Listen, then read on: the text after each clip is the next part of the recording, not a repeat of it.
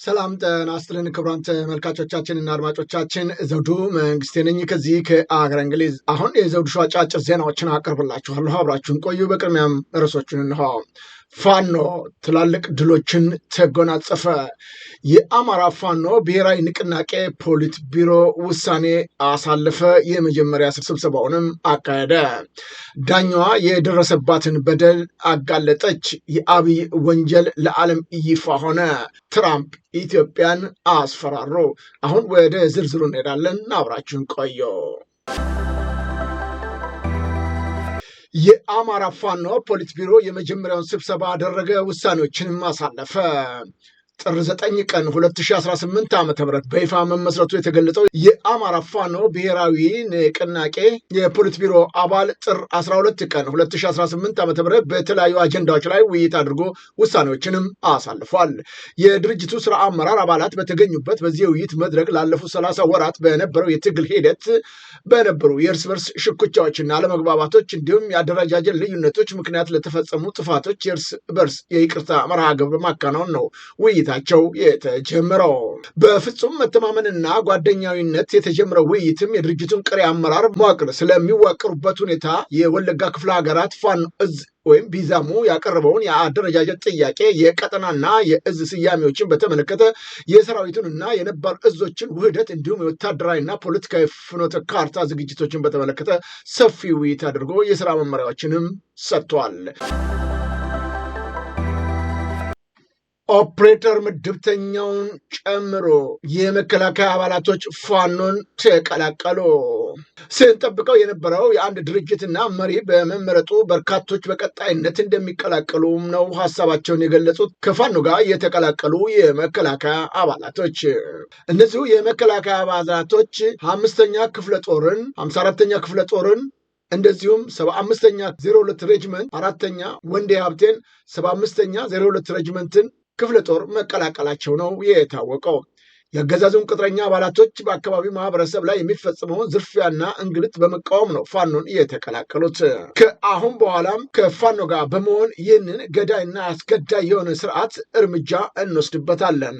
እስካሁንም የተቀመጥንበት ከአቅማችን በላይ በመሆኑ ምክንያት ነው ሲሉ ነው የገለጹት። የመከላከያ አባላቶቹ በርካቶቹ እንዴት አድርገው ከዛ መውጣት እንዳለባቸውና ፋኖ መቀላቀል እንደሚገባቸው ከፍተኛ ጥረት እያደረጉ ቢሆንም ካሉት ሁኔታዎች አለመመቻቸት እንጂ በምንም ተአምር ከመከላከያ ጋር መቀጠል የሚፈልግ ማንም ወታደር አመራር ጭምር አለመኖሩን ነው እነዚሁ ከፋኖ ጋር የተቀላቀሉ የመከላከያ አባላቶች የገለጹት።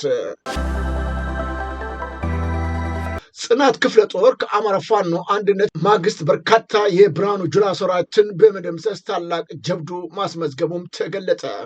የአማራ ፋኖ ምስራቅ አማራ ቀጠና ምኒልክ እዝ የደጋው መብራቅ ኮር ጽናት ክፍለ ጦር ነው በጠላት ሰራዊት ላይ ከባድ እርምጃ በመውሰድና ሰብአዊ ጉዳት በማድረስ ታላቅ ድል ማስመዝገቡ የተገለጠው። በደላንታ ወረዳ እንጥጉን ቀበሌ ነው ከቀኑ 7 ሰዓት እስከ ምሽቱ 1 ሰዓት ተኩል በዘለቀ አውደ ውጊያ በብርሃኑ ጁላ የሚመራው የብልጽግና መከላከያ ሰራዊት እጅግ ቁጥሩ የበዛ የተደመሰሰ ሲሆን ሌሎችም ቁስለኛ መሆናቸው ታውቋል።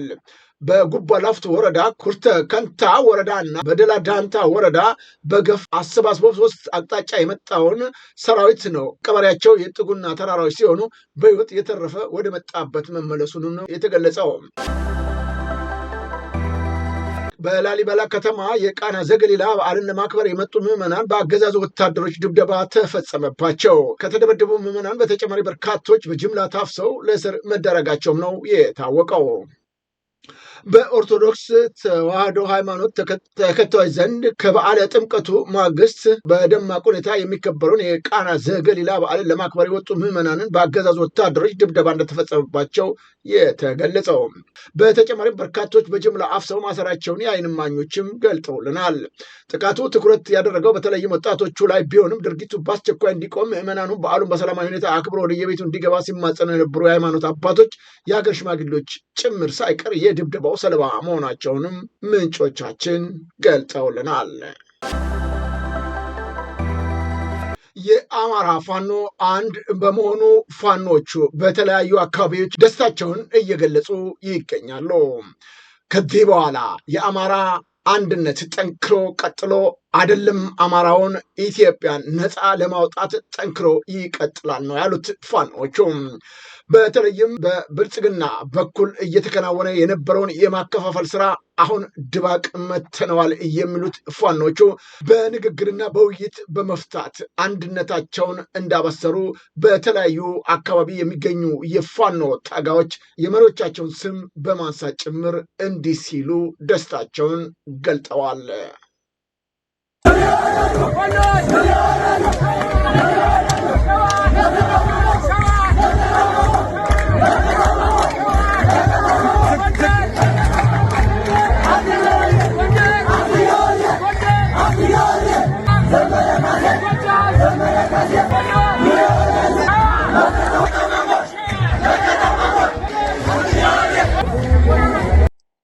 ከእንግዲህ በኋላ በምንም ጉዳይ ቢሆን የምንቀበለው የመሪዎቻችንን ጥሪና ትዕዛዝ ብቻ ነው ብለዋል። አብይ አህመድን ድባቅ በመምታት ካለበት ስልጣን ወንበር በማንሳት ለህዝባችንና ለሀገራችን ነፃነትን ለማብሰር ቆርጠን ተነስተናል ሲሉ ነው የገለጹት።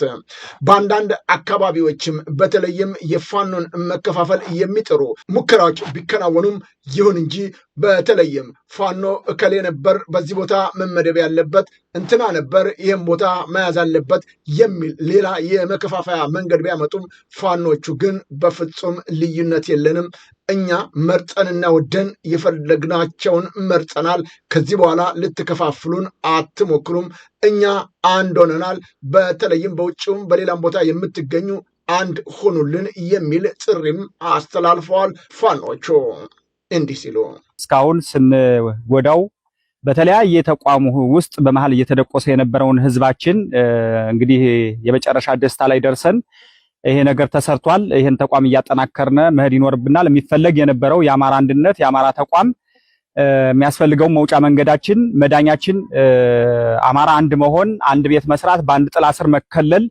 ስለሆነ ይሄ ደግሞ ከብዙ ችግር ብዙ መስዋዕትነት ተከፍሎ ብዙ ማጣት የሌለብንን ሰዎች ሁሉ አተን የመጣ አንድነት ነው።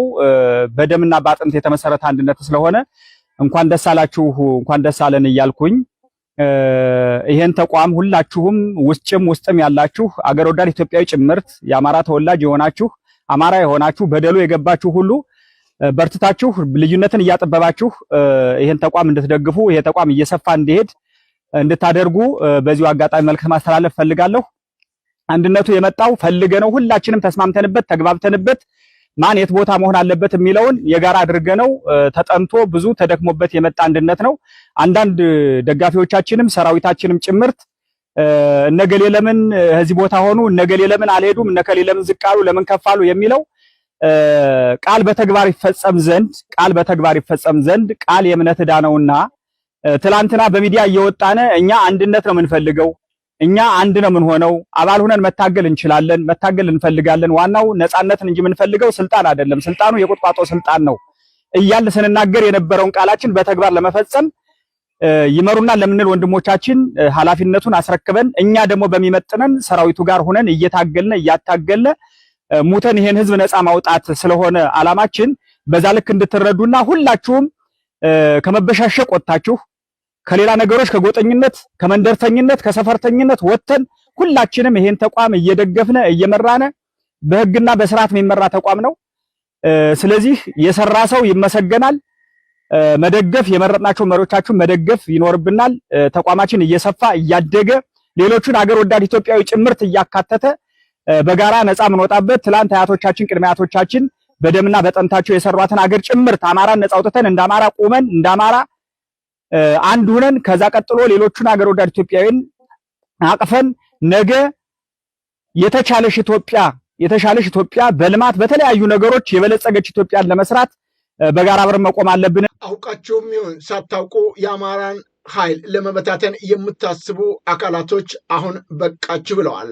አማርኛ መናገርና መጻፍ ስለተቻለ ብቻ አማራን መከፋፈል አይቻልም ሲሉ ነው ፋኖቹ እንዲህ ሲሉ የገለጹት። ልዩነት ምንም ጥቅም ስለሌለው ስለ ልዩነት የምታወሩ ሰዎች ገብቷችሁም ሳይገባችሁም ሌላም ሰው የአማራን አንድነት የማይፈልጉ አማርኛ መናገር ስለሚችሉና አማርኛ መጻፍ ስለሚችሉ ብቻ በአማርኛ እየጻፉ በአማርኛ እየተናገሩ የሚከፋፍሉን ጸረ አማራ የሆኑ ሰዎች ከድርጊታቸው እንዲቆጠቡ ጭምር ማሳሰቢያ ሰጣለሁ። አመሰግናለሁ። በአዲስ አበባ አፈሳ መቀጠሉ ተገለጸ። የጥምቀት በዓልን ምክንያት በማድረግ የወጡ ወጣቶችን ነው መታፈሳቸው የተገለጸው። የብዙሃን ንጹሃን ወጣቶች መደብደብ፣ እስር ቤት መታጎር በዓል እየሆነ ከመጣ ቆይቷል። በቃና ዘገሊላ ዕለት ነው አዲስ አበባ ሰፈራ ገብርኤል ታቦት እያጀቡ ፍጹም ሰላማዊ ወጣቶች ከቤተ ክርስቲያን አጸድ ውስጥ በተደራጁና በአዲስ አበባ ፖሊስ ተደብድበው ታፍነው ተወስደዋል የሚለው መረጃው ከዛው ከአዲስ አበባ ነው የደረሰ። ቤተ ክርስቲያኒቷም ይህ ታቦት ለማጀብ የሚወጣው ወጣት ምዕመናን ያለምንም ምክንያት በየዓመቱ ለድብደባ አልፎም ለረጅም እስር ሲዳረግ ሊያሳስባት ይገባልም ብለዋል። ነገ ከቤተ ክርስቲያንም ቢሆን አለው የሚላት የሚደርስላት ይህ ወጣት ነው። ካልሆነ ግን ዘማሪያንን አቅመ ደካሞችን የሚያከብሩት በዓል የለም፣ ስጋታችን ብዙ ነው ብለዋል ወጣቶቹ። በዓል ሊያከብርና ሊያደምቅ የወጣን ወጣት ላይ ግልምጫ፣ ዱላና እስር ይቁልልንም ብለዋል። በርካቶቹ ወንድሞቻችን እስር ቤት ታጉረዋል። አሁንም አፈሳው በተለያየ ምክንያት በአዲስ አበባ መቀጠሉ ነው የተገለጸው። ጉዳዩ የሚመለከታት ቤተክርስቲያን በተለይም በዓላት በሚከበሩበት ሰዓት ወጣቶችን እያፈኑ እያንገላቱ እየደበደቡ ለሚወስዱት እርምጃ ሀይ እንዲባል ጥሪ ማቅረብ አለባቸው ብለዋል። ጉዳዩ ከሚመለከተው የመንግስት አካል ጋር ወይም ለምዕመኖቻቸው ከአቅማቸው በላይ መሆኑንም መግለጽ ይጠበቅባቸዋል እንጂ ሃይማኖት ለማክበር በወጣን ቁጥር መከራና ስቃይ ሊደርስብን አይገባም ሲሉም ቅሬታቸውን አቅርበዋል። ወጣቶቹ የአብይ አህመድ ወንጀሎች በአደባባይ ተጋለጡ። የኢትዮጵያ መንግስት ኃይሎች በአማራ ክልል ቁጥራቸው ከ40 በላይ የሚደርስ የራሳቸውን ወገን የአማራ ሚሊሻውን በድሮን ጥቃት መግደላቸው አንድ የሕክምና ባለሙያ የአካባቢውን ባለስልጣን ጠቅሶ የፈረንሳይ ዜና አገልግሎት ዘግቧል። በተለያዩ ዓለም መገናኛ አውታሮች የአብይ አህመድ የወንጀል ድርጊቶች መጋለጣቸው አሁን ጠንክሮ መቀጠሉ ነው የተገለጠው። በየጊዜው በክልሉ በሰው አልባ አውሮፕላኖች ጥቃት እንደሚፈጸም የሚነገርለት ጦሩ ባለፈው ጥር 2018 ዓ.ም በዋግምራ አካባቢ የተፈጸመ ጥቃት የመንግስት ደጋፊዎች የሚገኙበት ካምፕ መጥቷል ሲሉ ማንነታቸው እንዲገለጽ ያልፈለጉ የአካባቢ ባለስልጣን ለፈረንሳይ ዜና አገልግሎት በስልክ ገልጠውለታል። ጥቃቱ ከመፈጸሙ በፊት ምንም እንኳን በድሮን በካምፑ ላይ ቢያንዣብብም ጦሩ በማግስቱ የተፈጸመበት ጥቃት ስህተት መሆኑን ለአካባቢው ባለስልጣን እንደገለጹላቸው ስማቸው እንዳይጠቀስ የጠየቁት እኚሁ ኃላፊ ጨምረው ለመገናኛ አውታሩ ገልጸውለታል። ጥቃቱ ከመፈጸሙ በፊት ምንም እንኳን ድሮን በካምፑ ላይ ቢያንዣብብም በማግስቱ የተፈጸመው ጥቃት ስህተት መሆኑን የአካባቢው ባለስልጣናት እንደገለጹ ስማቸው እንዳይጠቀስ የጠየቁት ኃላፊ ጨምረው ነው የገለጹት። ወዲያውኑ ጭስና እሳት አየሁኝ፣ ወደ ስፍራው ሮጬ ሄድኩኝ፣ የሞቱ ሰዎች አካላት እንዲሁም የቆሰሉ ሰዎች በህመም ሲሰቃዩ ተመለከትኩኝ በማለት ነው ባለስልጣኑ ያስረዱት። እኚሁ ባለስልጣን 36 ሰዎች ወዲያውኑ መገደላቸውን እንዲሁም 2 ተጨማሪ ሰዎች ሆስፒታል ውስጥ መሞታቸውን ተናግረዋል። አበባው ዝናቡ የተባለው የህክምና ባለሙያም የተገደሉ ሰዎች ቁጥር ከ40 በላይ እንደሆኑ መናገራቸውን የፈረንሳይ ዜና አገልግሎት ዘግቦታል። ባለስልጣኑ ላለፉት 6 ዓመታት መንግስት ከጥቃት መከላከል ከቤተሰቦቻቸውና ከሚወዷቸው ርቀው በየበረሃ በዱር ሸንተረሮች ሲዋጉ የቆዩ ሚሊሻ አባላት መኖሪያ መሆኑ የሚታወቅ ካምፕ በእኛ ኃይሎች እንዴት ጥቃት ደረሰብንም ሲሉ ይጠይቃሉ። አንድ የጦሩ ቃል አቀባይ ስለደረሰው ጥቃት ምንም መረጃ እንደሌላቸው ለፈረንሳይ ዜና አገልግሎት በክህደት ተናግረዋል። በአማራ ክልል የመንግስት የጸጥታ አስከባሪዎችና የፋኖ ታጣቂዎች ከሚያዝያ 2015 ዓ.ም አንስቶ ውጊያ ውስጥ ቆይተዋል። በዓለም ዙሪያ የሚካሄዱ ግጭቶችን የሚመዘግበው አክሊድ የተሰኘ ገለልተኛ ተቋምም ከጎርጎሪያኑ 2023 ዓ.ም አንስቶ በአማራ ክልል በተፈጸመ ከ70 በላይ የድሮን ጥቃቶች ቢያንስ 669 ሰዎች መገደላቸውን ባለፈው ዓመት በሐምሌ ወር አስታውቆ እንደነበረ የሚዘነጋ አይደለም። የወለጋ አማራ ትግል ወደ አንድ ተቋም ባለመሰባሰቡ ምክንያት አንዱን ጥሎ አንዱን አንጠልጥሎ እንዳይሆን የወለጋን ትግል ወደ አንድ እስኪመጣ ድረስ አዲስ የተመሰረተ ድርጅት ውስጥ የወለጋ አማራ ውክልና አላገኘም። ወደፊትም የወለጋ አማራ ፋኖ ተወያይቶና ተነጋግሮ ወደ አንድ መጥቶ አዲስ የተመሰረተውን የአማራ ፋኖ ብሔራዊ ንቅናቄ ውስጥ እንዲካተት ለመላው ውድ ተጋዎቹ ጥሪም አቀረበ። የአማራ ፋኖ በወለጋ የሻለቃ አመራሮች ባለፉት 2 ቀናት ብቻ በጎና ደካማ ጎናቸውን ገምግመው ለወደፊት ትግላቸው አቅጣጫ አስቀምጠው መወያየታቸውንም ነው ከስፍራው የደረሰን የምስል መረጃ የሚያመላክተው። የአማራ ልጆች ደም በየቀኑ የሚፈስባት የወለጋ ምድር በቃን፣ ደከመን፣ መረረን፣ ከዚህ በኋላ አይናችን እያየ አንሞትም በሚል ወደ ትግል የገቡት የወለጋ የአማራ ልጆች በቁርጠኝነት ትግላቸውን አጠናክረው የቀጠሉ ሲሆን አሁን የተቋቋመው አንድ የሆነውም የአማራ ፋኖ ብሔራዊ ንቅናቄ እነዚህንም እንዲያጠቃልላቸው ጥሪያቸውን አቅርበዋል።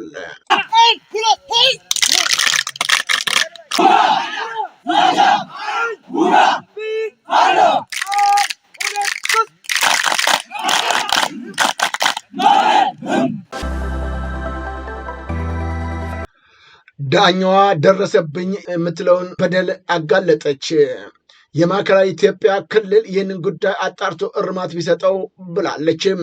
ዳኛ ናትሬ በመሶብ አንድ ማዕከል ተወዳድራ ሁለተኛ በመውጣት ነው ስትጠባበቅ አንደኛ ሆኖ ያለው ቦታውን ባለመፈለጉ አልፈሻል ተብላ እንደተገለጸላትና በወራቤ ከተማ ለ3 ቀናት ስልጠና መውሰዷንም አክላ ተናግራለች።